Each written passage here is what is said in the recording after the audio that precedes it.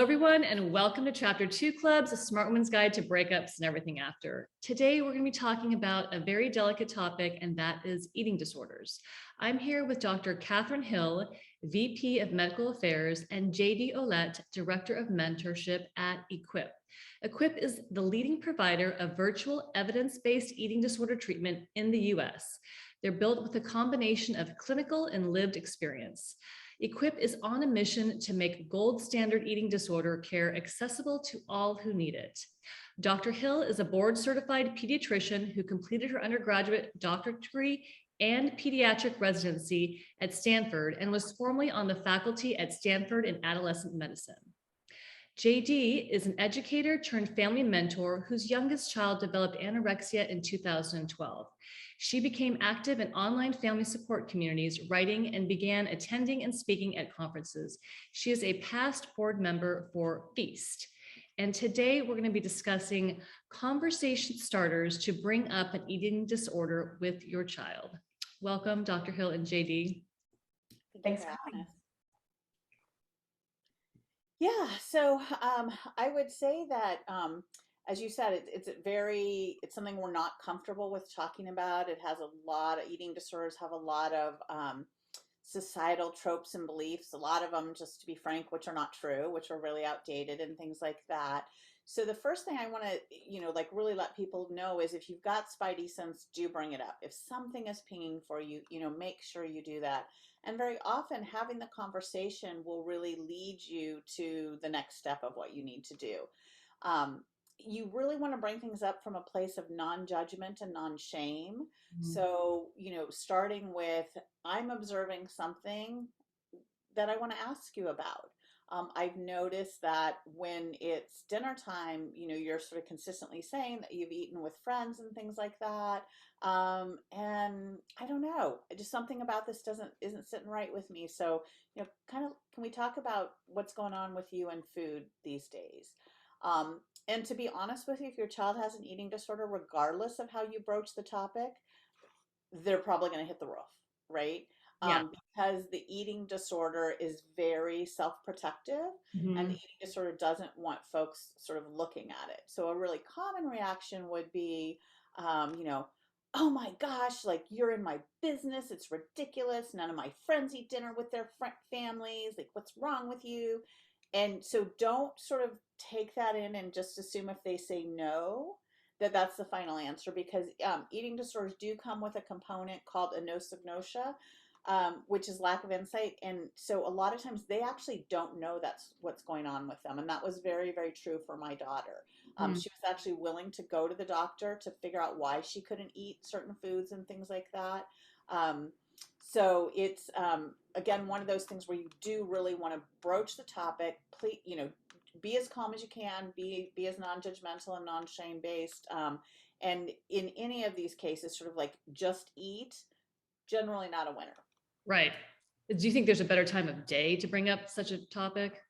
I think that's a really great question. I would say away from the table is probably the best, right? Because their anxiety, if they do have an eating disorder, is going to be at their highest around all of that. So choosing a more neutral moment, a more neutral space, like, you kind of, if they're going out the door, you don't want to say, oh my God, this is the 5th time this week you haven't had dinner, right? So taking a breath and making sure you have a good space for that conversation is important.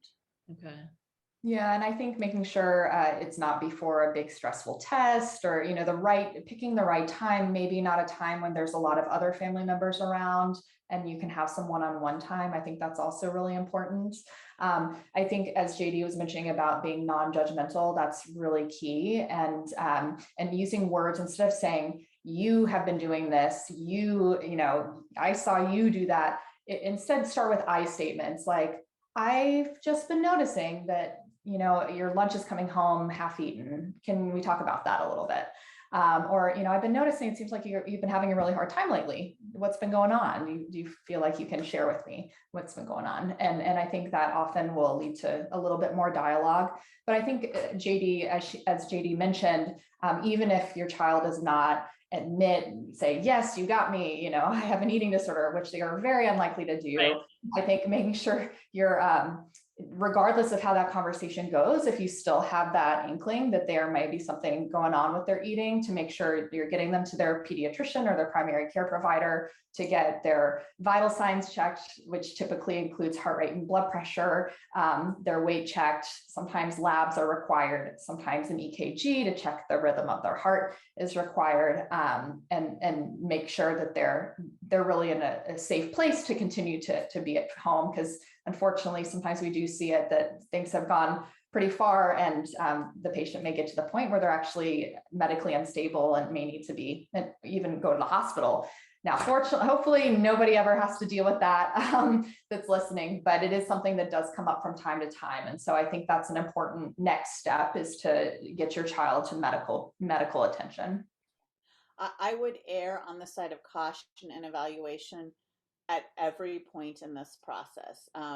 It's just what we now know about eating disorders is so different from the beliefs that many of us grew up with and things like that. And so it is important, just, it's a rule out, and you do it for other situations as well, right? So put this in that same bucket.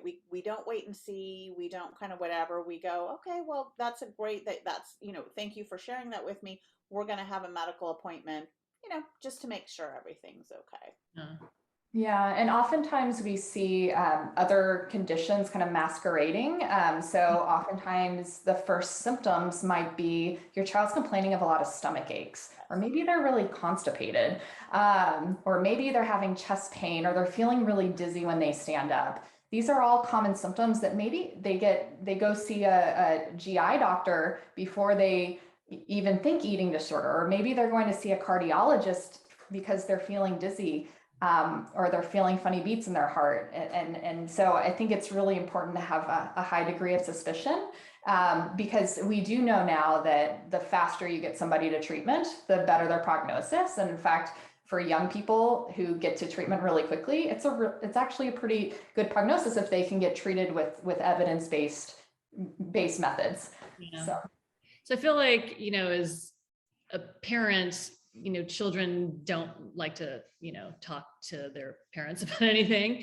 And so starting the conversation, if they're, defiant or don't want to discuss it, do you think it's good just to set up an appointment with a doctor and maybe talk to a doctor about what you suspect is going on, and maybe have that healthcare provider maybe talk to them about it? Yes. So a good pediatrician will make sure that they're speaking with the patient individually. And ideally, you're able to have some one-on-one time as well to give them a heads up of the things that you've noticed. Because it sounds like you're aware, sometimes these things can be really triggering, really emotional conversations to have.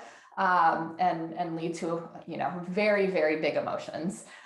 So I think that's definitely not a bad idea. One other point I just want to drive home is, I think oftentimes as parents, we can start to feel really guilty that our child is having issues with these sorts of things. But it's really important to know that it's not your fault. It's not your child's fault. They didn't choose to have an eating disorder. And really, eating disorders are brain disorders, and there's mostly a genetic predisposition, and you don't really get to pick your DNA, but it's also influenced by multiple social stressors on top of a genetically predisposed child. It's like a perfect storm almost of events, but it's never anybody's fault. And I know a lot of parents often try to take that blame. And I just wanted to bring up that point, because to alleviate any guilt, if there is any, because there shouldn't be. I think that's such an important point Katherine made, and I want to expand on that by saying, as a parent as well, we have a lot of preconceived societal notions about what eating disorders are. And so it's also very common for parents, and I'm going to put myself in this bucket, because we had a pediatrician, we were going to a gastroenterologist, right, for about 3 months before she finally was diagnosed. And part of that, I think, for all of us was, we didn't seem like a family that would have a kid with an eating disorder. Like, I was shocked to find out the genetic component, that my mother-in-law suffered from anorexia. Like, there's a whole bunch of stuff we learned. And to that end, as well as going to your pediatrician and, your medical professionals, get online and educate yourself with really good resources like from Equip, like from the parent organization Feast, because not every doctor is as great a doctor as Dr. Hill is. And it sometimes is common for parents to be sort of like dismissed. So again, that parental gut instinct, that spidey sense, follow up on it. And also understand that a lot of these kids that we're talking about, I like what Dr. Hill said about masking in certain situations, that you might see other aspects of it. These are very often highly intelligent, high achieving kids who are really great athletes and artists and all sorts of other things.